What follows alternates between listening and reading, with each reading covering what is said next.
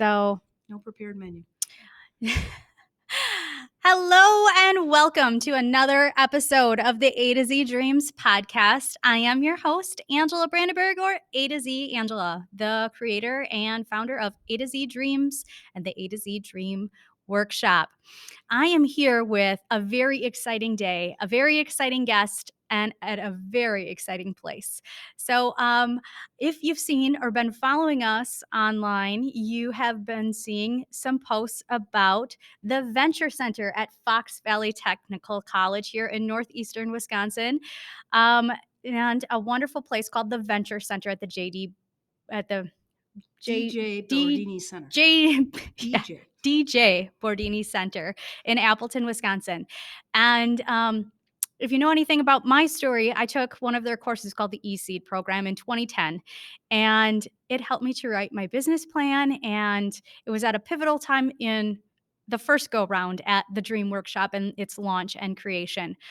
Years later, I've finished the workshop into a day-long program and met with them again. And they not only want to sponsor and host and be a part of this, but also embrace it and help get the word out to schools around the country, just like their eSeed program has taken off and their format and their programming is licensed by schools around the country. So, my first guest today is a dear friend of mine, longtime friend. We've known each other since 2009. Our first mission overnight was our Hunger for Haiti retreat.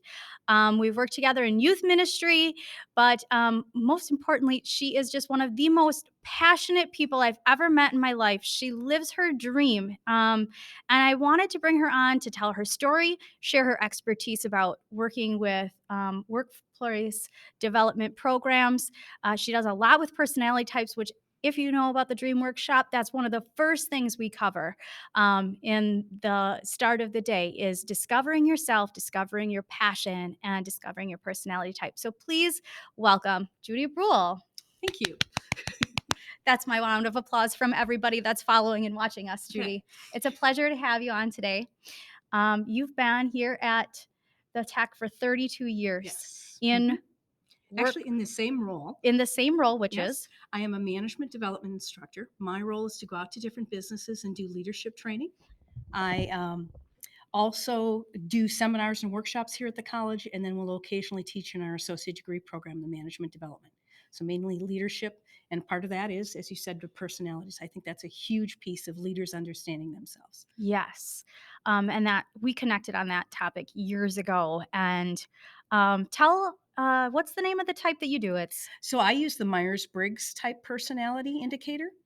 So I have an ENFP preference. There are lots of different indicators out there. You want to hear a little bit about Myers-Briggs tends to look at the root of your personality. I love it because of its complexity. I hate it because it's complex and sometimes takes a little bit to understand the details to it. And so there are some simplified versions of it. Some of the animals that are out there, the colors, true colors, real colors, are all subsets of the Myers-Briggs. Yes. And I actually brought along a little sample of the cards that we're going to be talking more about on my next show. The author and creator of Personality Poker himself, Steven Shapiro, will be on the show. But okay, as we can see, a typical playing deck has how many suits? Four. How many types of the main components of So there are four Myers-Briggs? pairs that we look at with the Myers-Briggs. And even in colors, animals, there's always four types typically. And describe a little bit of each one of those. So in the Myers-Briggs, the first one is, where do you get your energy from? Now, these words were translated from a Swiss psychologist, so I want to be careful to describe them. We use the word extrovert to indicate those that get their energy from the inner world of thoughts and ideas. We use the word extrovert for those that get their energy from the outer world of people and things. Introvert for those that get their energy from the inner world of thoughts and ideas. Nothing to do with shyness, nothing to do with party animals, but instead, where do you get your energy from? Second question is, how do you prefer to take in information? We use the word sensing, or the letter S, for those that take in information through the five senses. They want to see it, feel it, hear it, taste it, touch it, smell it. They want specifics and details. We use the letter N because I was used already for intuition. Those that take in information through a sixth sense or hunch. My gut tells me we ought to do this.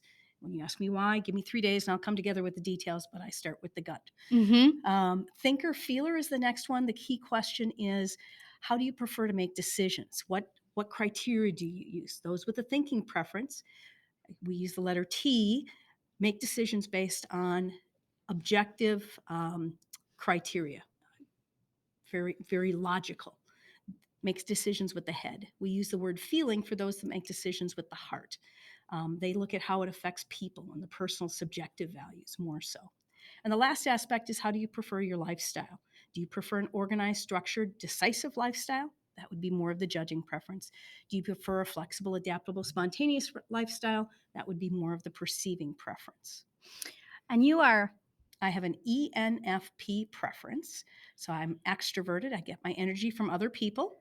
now, Judy, um, did you always know that this was something that you wanted to do So with I your life? Was this your dream when you were just starting to think about what your career plan looked like, high school, college? I mean, you were like, "Yep, me, I want to be tons in front of people, working with lots of people, and this is my dream to be talking about personality types and other workplace development trainings." Um, so I actually have a chemical engineering degree that I have never used, and realized that the 18-year-old said, you know what, I did really good in my math SAT. I did really good, in my chemistry class. Maybe I should major in chemical engineering because they promised me lots of jobs and lots of money. About 3 years into that program, and I flunked organic chemistry and mass transfer operations, I realized this really wasn't where I was getting my joy from. And I am much better with people. My Girl Scout troop was more exciting than anything I was studying, and decided to finish the degree the way it was. But the first job I found out of college, which better fit who I was and what I'm all about, was being a supervisor in a manufacturing facility. And that is actually my second favorite. Well, maybe mom is my second favorite job, but my second favorite professional job was being a supervisor. I got to help people grow. And to me, that's what a supervisor does. Is it's not about me, it's about how can I help my people and blow the obstacles out of the way so they can get their job done. So that gave me a lot of experience, a lot of gray hair as well.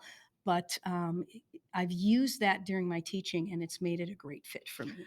So was there ever like an aha moment for you? Like the dots started connecting, Mhm. but you can't go from A to Z without hitting all the letters in between.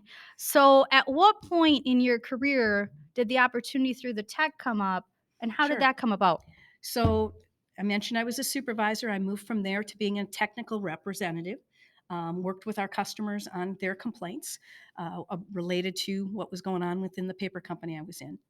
Had a baby, was home on maternity leave, and actually that was a chance to step back and look at my life, kind of like a lot are doing now with COVID, with the Great Resignation we were talking about earlier. Mhm. That people are reevaluating their life and where they're going, what they're doing.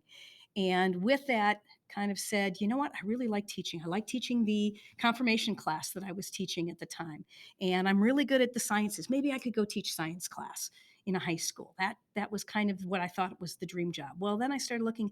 They wanted me at that time to go back to school for 4 years, and I wasn't going to go without income for 4 years. Mhm. And then in the process, found this job in the paper while I was home on a maternity leave.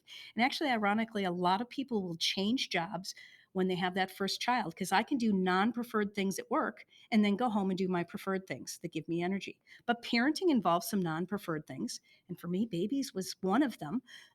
There's a lot of details related to babying and diapering and whatever that I was better to go to work Mhm. Yeah. and be a full-time mom, a full-time employee, and was a better mom because I worked and had people interaction.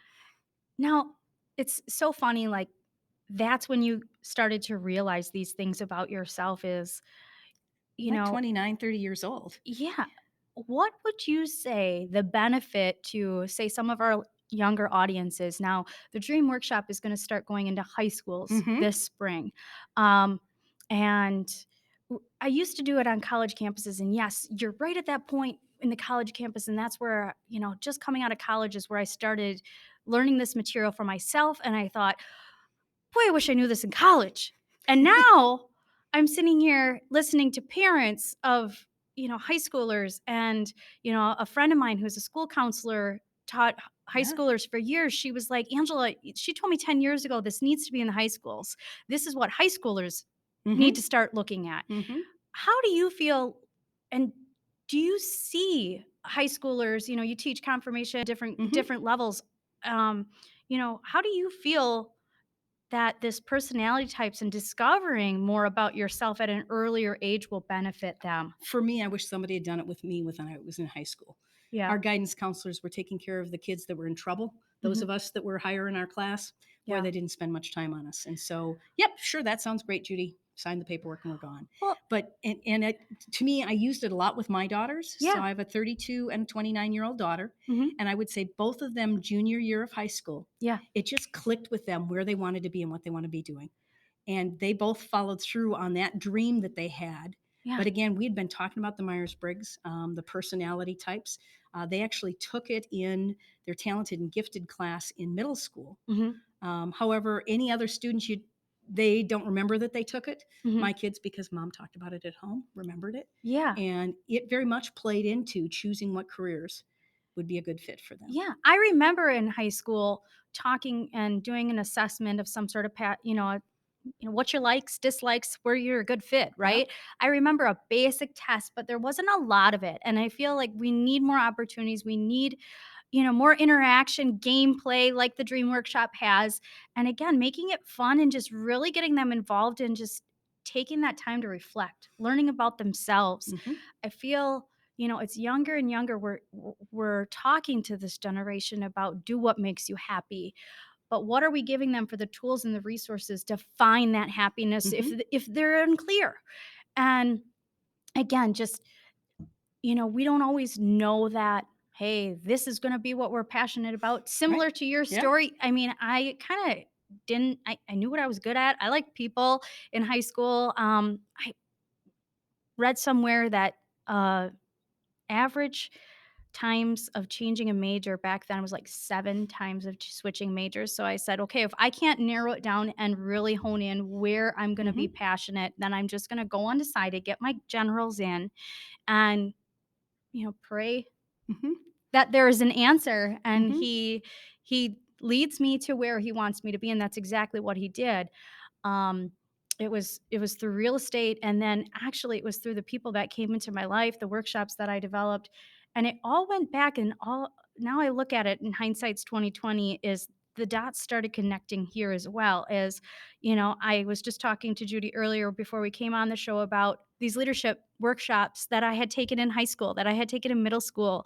I still remember the name was be Motivated. be yourself and be motivated. And one was like the bumblebee theme and another one was cow theme, but I remember it was fun. Judy, you talked Hmm. about a pirate ship Hmm. gameplay one. I mean, these days where you're just out of your comfort zone and you're doing different things, um, that are fun and exciting. And again, it's taking that time for yourself, reflecting on your own life, what's going to make you happy, what's going to make your dreams Hmm. come true. I mean, you've really done all of that. You've been a prime example yourself. I get to do a job I love, and they offered me a retirement package, and I didn't take it because I'm having too much fun. Yeah. If I retire from here, I'll go volunteer to do the same thing. So I'm staying and being paid to do what I love to do. So, dream in the workshop means discover passions, Hmm. realize entrepreneurial abilities, and manifest your destiny. We talked a little bit more about how, we discover passions, then we realize and we take risks and we talk about our dreams. Then we build that house of cards, and you're building something. You're building your dream, whether it's a dream home, a dream life with somebody, your dream career, whatever that looks like. We talked a little bit more about, and we're just about to delve deeper into that ability and having faith in this dream, Hmm. overcoming your own fears when you It follow was a it. major risk to switch jobs and switch companies, but especially with a new baby. Yeah, tell me more about that. So while home on maternity leave, I found this job. Mhm. Back then, it was back in the newspaper, and called my husband and said I found my job. But Mhm. it was 7 weeks of interviews and waiting and not telling people at your current job. All of those things are risks you take when you do this kind of thing. Um, and I think there needed to be something significant. To be honest, my husband was looking at jobs in California, and when I said why, he said because you don't like your boss. And sometimes we survive things that we don't even realize. We've put up survival techniques to be in places that we're unhappy. Yeah. And I was unhappy and didn't realize it. And obviously, it was affecting me at home Yeah. by the fact that we were looking at that. But loved being able to do, in fact, had done some teaching within the company, the paper company that I was working at. And I loved doing it. And I got told I did it well. To me, those are the questions. We were talking about these questions. What are you passionate Yeah. about? What do other people tell you you're good at it? Yeah. And is somebody willing to pay you for it? To me, those are the three questions you need to be asking yourself as you find that career that's going to be passionate and yet a mission and a career and a vocation and all of those put together. So, what advice do you have for somebody that's about to be taking a risk, following their dream? Maybe they are switching careers. Mhm. Maybe, tell us a little more about that great you were talking about it before. Not the reset, but Oh, the the great resignation. resignation. The great resignation happening coming out of COVID. People are finding that if they're not doing a job that gives them passion, they're going to take the time to go find that thing that's going to give them passion. They might make less money doing it, but they're willing to live with that. They might be moving, they might be working more virtually. Um, but but this whole COVID process has given us a shakeup to really redefine who we are and what our jobs are and what parts of our jobs we like and what parts of our job we don't like. Now, I'm going to tell you from the leadership perspective, what I'm advising leaders to do is show people that you care. Because if people don't feel like you care, they're going to go find a job somewhere else. And so, investing in people through training and development, showing that caring and empathy, those are the key things that's going to keep people so that you don't have that high cost of turnover in your Mhm. organizations. Yeah. So, for leaders, that's my advice. For people that are working, if you're not at a place that cares, go find some place that does. Because companies right now are scrambling for employees and enough employees. The number of now hiring signs gives the employees choices of where Mhm. do you want to work and what's that culture going to look like. And I think that's an important question to ask yourself is what's the culture like at this company? Not so much what am I going to be doing, but how are they treating their people? Mhm. And is this a good fit for me and my personality and what I want to do? And when you know more about your personality, Yep. when you've taken that time to really delve deeper into yourself, and again, sometimes you're a good fit, sometimes you're not a good fit in different environments, and to be embraced and to be following your dream and to be surrounded by people are loving and supportive and encouraging you. Um, Well, and you're using your gifts, and so you feel good about yourself because yes, because you're not going yes, against the grain of who you are. yes, I mean, we all need to have balance. There are times I have to do expense reports. I hate doing them. They're not a favorite part of my job, yeah, but I've got so many other things that give me energy and give me joy that even when my kids were in elementary school, I remember parents saying, "Wow, Judy, you've got so much energy." Well, I do because not only worked a job that gave me energy, but being a parent gave me energy as well, especially at that stage, much better than the baby stage. For me, yeah, again, different people are going to be different on that. One of the great resources I had out there was Mother Styles and looked at 16 different ways that people can be mothers. And they're not, none of them wrong. We just approach it differently. yeah, And, my mom is 180 degrees out from me. She's a great mom, but for different reasons and in different ways. And she parented differently than I did. And that's not right or wrong, it's just different. yeah. That ability piece. The way I think of ability is being able to do something is overcoming your fear Hmm. that's holding you back. And I was just listening to a podcast earlier today where a former Navy SEAL was talking about military studies, where they were literally testing the muscles in their body and found that when you're holding in fear or living in fear, your body physically diminishes in strength. Hmm. It's it's less able to, fight off disease, cancer, other illness.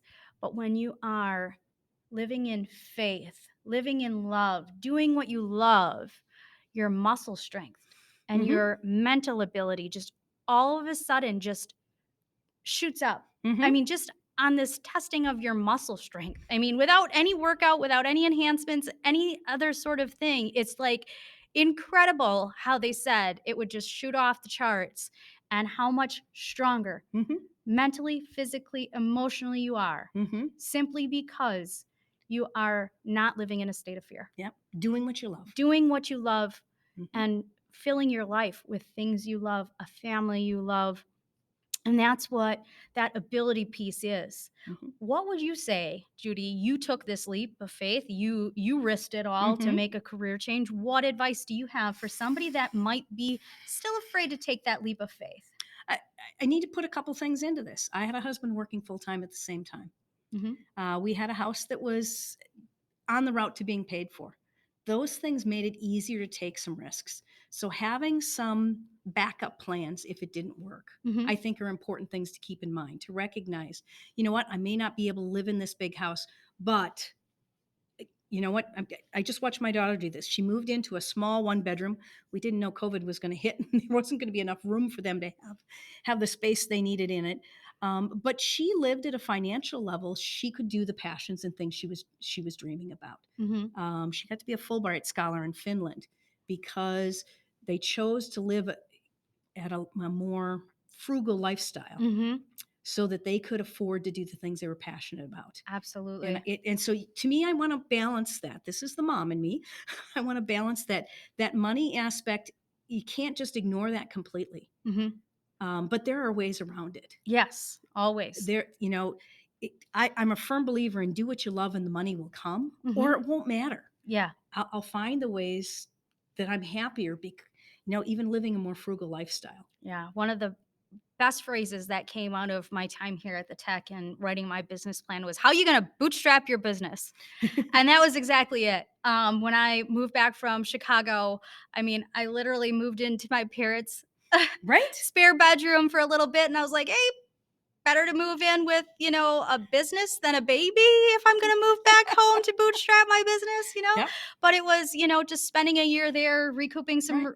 some resources until I, moved into a little one bedroom apartment and was, Hmm. starting to do the workshops and taking them to other places. But again, whether you're single, whether you have a supportive partner that is also there that you're going to work together Hmm. and know how to bootstrap that dream, whatever it may be, you do have to, you know, perhaps give up, but the Hmm. reward when you do can be so enlightening. Well, and sometimes it's a process too. You know what? I work this job on the side to get enough money to live by, and then I continue to work on that dream on the other side.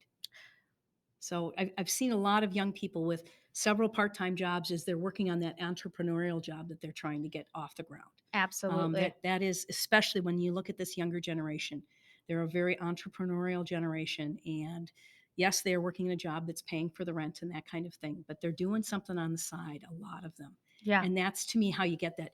You take care of the finances so you're not stressed out, worried, sick, Mhm. that kind of thing. But you also have something on the side and you save some energy for that dream and start building that so that you can slowly back off on the things that are not giving you energy. Absolutely. And okay, so we're at discover passions, realize entrepreneurial abilities. To spell out dream means to manifest your destiny. Judy, Hmm. you're many years into your dream, and now you had a new dream with you and your husband a few years ago where you shifted your life a little bit. Tell Hmm. us about where you're at and how your dreams have So, evolved through so the years. actually, sitting home during COVID, Yeah. um, couple things. My husband wasn't enjoying his job, and he's ready for retirement. And financially, we are okay for him to do that. Mhm. But we're also sitting in a four-bedroom house, and Mhm. my knees are not doing the stairs as well as they used to. And so we just moved into in May a I call it my forever home. It is a one-story house, two bedrooms. It has a walkout basement for my husband's workshop. I call it his playroom. It is in a condo community, so I have built-in friends and community. All of the lawn mowing and the snow blowing is done. It's got a clubhouse and a pool. Nice. Um, did I mention I'm lifeguarding on the side here? I remember we were on this mission trip in Chicago and we went and jumped in Lake Michigan and I was joking around going, "Judy, I'll save you." And she's going, "Angela, you don't understand. Like I have years of lifeguard experience here. Like I'm a better swimmer than any of Well, you." and that kind of relates back to, how do you make some things happen? I was finding I was paying for membership at the Y that I wasn't using, and Yeah. I wanted to work out more. Yeah. So I went and got my lifeguard certificate 2 years ago, Yeah. and I have been 2 or 3 shifts per week Mhm. lifeguarding at the Y. And then I stay and I get my workout in. And it's been a great way to keep me physically fit, Yeah. so that I have more of the stamina and energy to deal with the things that getting older has brought to me. Have I answered your question? Yeah. Absolutely. Um, Talking about manifesting your destiny, tell us how your faith has played a role in your life. Oh, very definitely. God and I talk a lot. and I really believe that, in fact, my mission in life, because I've written a mission statement, is through the grace of God, I want to continue to help others grow. And to do that, I need to continue to grow myself. And to me, that gives me clear boundaries of what do I want to jump on board with and what don't I want to jump on board with. So I'd love to be in the choir, but that's not necessarily helping people grow. But teaching confirmation, boy, that fits with my mission statement. Mhm. Um, and so that mission statement has guided me on how to use my gifts and where I'm going, what I'm doing. And I think some of the things in your workshop do some of that same kind of thing. Absolutely. Your vision board. For those that have listened to a few of the podcasts now, especially in the last one, I talked a lot about how faith played a major role in Hmm. developing the A2Z Dream Workshop. I literally was, 24, 25 years old, again, just starting my career in real estate, and it was 2008, so it started going like this. And again, these workshops and these training seminars were just really where, I mean, my energy would just blow. And I was like, I love this stuff. I love this stuff. And so it was through meditation and prayer and talking and having that Hmm. conversation with God about what's my purpose in life? Hmm. What's my mission here? I mean, what do you want me to do? Hmm. And, just something kept coming to me that was like, don't concentrate on finding a purpose, Hmm. concentrate on serving a purpose. Hmm. And when I was serving, or when I had been recognized for my volunteer work and my service, it was through a business fraternity in college, and they were looking for, for speakers and workshops. And I was like, well, I can do that. Like, I had Hmm. learned this other stuff in these life mapping course, the personality types. And I was like, God kept going like this, like, Angela, you should Hmm. be doing that. Hmm. And like, he was showing me this vision and literally laying it all out there. And I mean, there was some fear, like, Hmm. "What are you telling me to do here?" But at the same time, like, every time I would try to deny it, it Hmm. just would get louder, or another vision would come, and it would be even stronger. It would wake me up in the 5 a.m. in the morning, and I would be sitting at my computer, like, half asleep, like, almost like typing up this idea and this dream of what this workshop was going to be. And it was, again, I just am here to serve and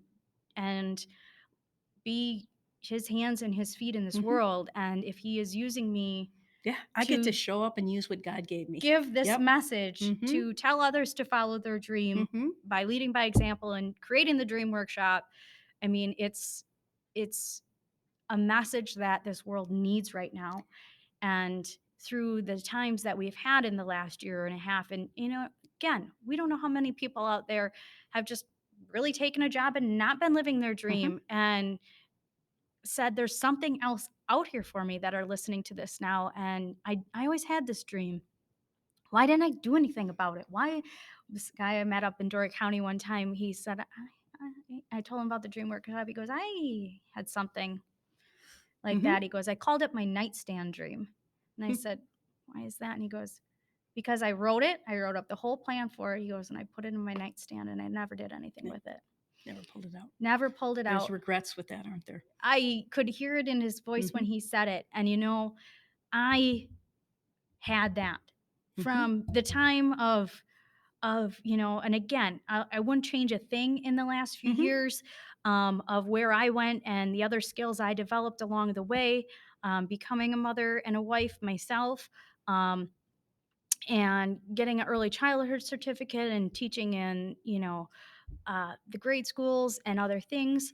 But at the same time, there was always just this pull Hmm. of well, Angela, it's going to be there. It's up on the shelf. It'll be there when you're ready. And all of a sudden, I started this other women's ministry this year where I was speaking in these women. And again, when you talk about these Mhm. three questions of Mhm. when people do people tell Tell you you you're you're good good at at it. it? Yep.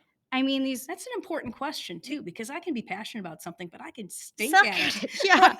And these, I mean, these women would come up to me and they'd be like, Angela, you have this incredible persona to you when you're speaking and you captivate the audience and you're talking to us about your faith and I would be bringing in other Mhm. speakers and I would just be the MC, but they would say, Angela, you need to do this. And I was like, well, yeah, I kind of do this, like, or I did do this, you know, my speaking engagements were, a little bit more very part-time in telling my daughter's story and other things. And I said, um, this was it. Like all of a sudden it was just like, It's the time. it was time, and And back to what you were talking about, yeah, our faith and the risk taking. yeah. God really provides that bridge for us, doesn't he? He, again, like you said, and once you're in a partnership and a Yep. relationship and you're building your life with somebody, it was through the grace of God where my husband received a promotion and, we Mhm. had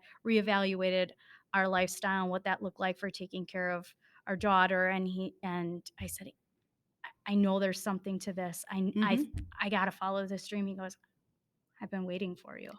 Like I'm here to support you I and I've been waiting, you know, almost 9 years for that. Like he was Mhm. subscribed to my YouTube channel before we started dating and he's like, "I've been wanting to see you do this. Like before we ever had kids, Angela, you said, my Mhm. biggest regret would be that I wouldn't be able to tell my own daughter to follow her dream if I didn't Mhm. follow mine." Yeah, And so here absolutely. it is. Yep.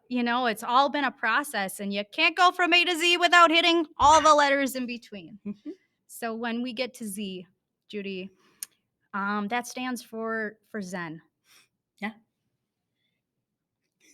that's when you do what you love Yeah, and it just flows. I show no, I describe it as I show up and then God does the work. yeah, I don't I can't take credit for my teaching and the effect it's made. yeah, I show up. And sometimes that's what we need to do. That's the risk taking. You show up, then you let God do the work. yeah. That's it. Is there anything more to say beyond that? That is the dream. This is Judy Ruhl living her dream, inspiring you to live yours.